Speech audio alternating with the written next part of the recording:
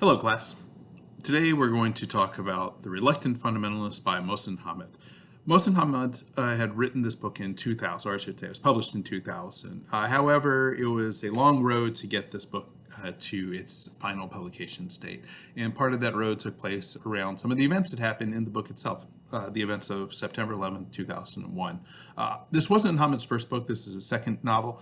And when he was writing this book initially, it was right before 9/11. When 9/11, the events happened, that he was almost finished with the book and then realized at that point that his book was either less relevant or he had a whole different take that he wanted to explore with the story. So what he did was essentially just set it aside, throw it away, and then begin again.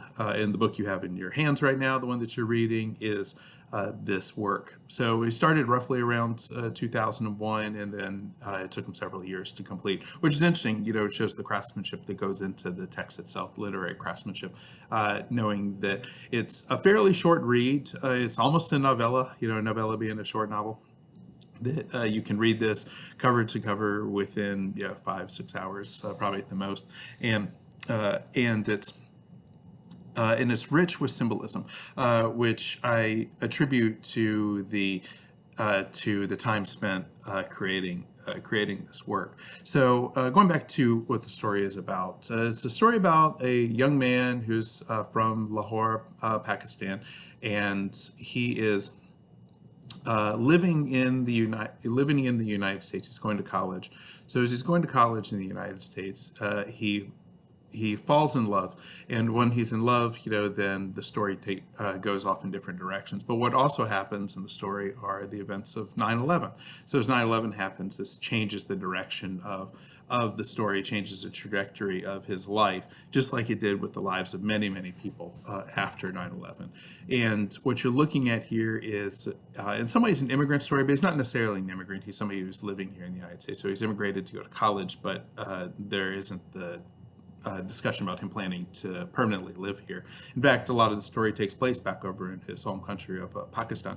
And as other events are taking place in the story, we see a global outlook or a global, I guess a global outlook, as how the story itself is progressing. So when we look at 9/11, we look at this generally as the event that happened in New York City, and this is where it starts. This is where the trigger starts, and then from there, it starts to spread. But where a lot of the story is taking place is actually in Pakistan.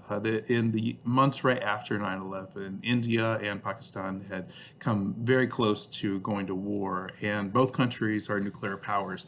And as this war was about ready to take place right on the borders, that it adds an extra level of elevation to this story's already heightened tensions.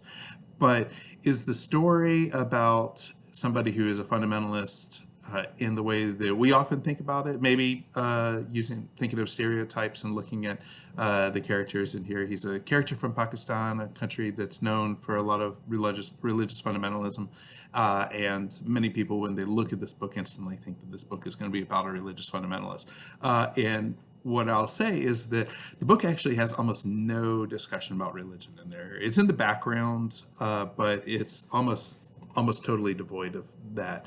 And what the main character, his name is Changiz, is mostly a fundamentalist to, is frankly, at least initially, is a fundamentalist to capitalism, a fundamentalist to the economy, a fundamentalist to business and business practices. There's a lot of business in this book.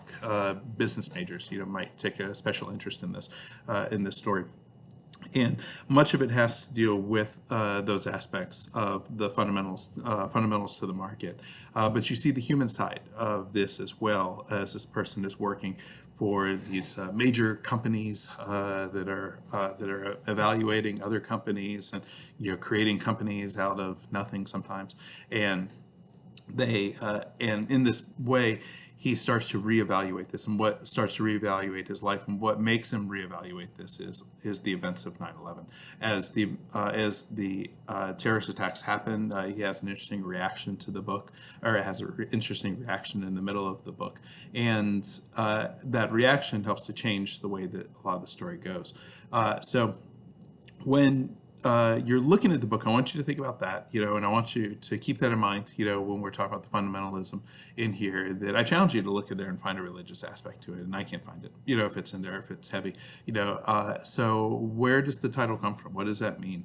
And I would say that, in some ways we could say that he's reluctant to really to pursue, the things that he went over to pursue. And why I think that's interesting, especially for a lot of college students right now, is you're going into the university, that many of us have different ideas and different dreams, and sometimes that stuff changes as events that take place around you also change. So we can see this now with the pandemic that's taking place. I'm sure that there'll be other things in the future that also changes, put things into perspective. When the recession in 2008 took place, 2007, 2008, not long after his book had come out, that it saw its own moment that was divorced a little bit from the international politics, but was also still connected to this. So in major events that take place around the world, whether you think about them or not, do have effects on people, and in many ways it's a ripple effect in ways that you don't necessarily see right away, and that's what's taking place in the book. But having said that, and one of the biggest things I want to emphasize with this is that it's also a love story, and it's a love story about these two main characters, and a love that in a lot of ways just can't happen. And I want you to look at this, and I want you to look at this as a book that's rich in symbolism. I mentioned this a number of times in different ways, but this is a book that's so filled with symbolism that the symbolism really helps you to understand the book a lot better. I have a lot of students who have really big aha moments when they start understanding this, looking at the symbolism between the characters. Think about the names of the characters, and I'll just give you a couple hints on some. The main character is named Changez, Changez. What word does that look like? Think about that. Think about the other characters in here. We have another character whose name is Erica. What does that also look like? If you put two letters in front of it, what does that also look like that changes this into something else? So possibly changed into something else. There's another character in there named Chris. How do you look at that? Are there other famous Chris or Christophers in our history here in the United States, world history, global history, that affected the world, made changes across the globe? So look at those kind of things when you're looking at the story. When a writer puts together a work that there's nothing in there, rarely I should say, there's hardly anything in there that's just a coincidence. And I'll mention this too, that Mohsin Hamid himself personally resists a lot the idea that there is symbolism within a lot of the names of the characters. To me personally, it's hard to believe that that's the case, just because it's so, that it's just such a big part of that story. I mentioned also too, besides Changez, looking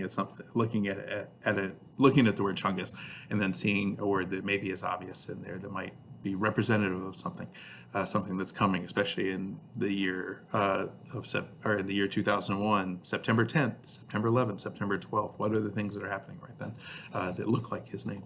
But then also, I want you to think about that. Think about that. Even though he might resist that once the author puts the work out there, then it's up for us to be able to interpret.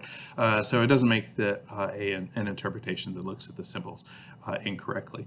So what I was getting at, though, is say that when the author puts the work together, when the author is creating this, that there's time and energy that goes into the selections of all the different characters. Rarely are those characters' names random, and in this book it's one of the best examples of that. We looked at The Great Gatsby. We talked about The Great Gatsby and the possibility that the word gat, a gun, comes from that name, Gatsby. That's one example of this. There's a number of other examples in literature. This is one that comes to my mind, but this is one of those ones. And I believe that Hamid had spent a lot of time thinking about this.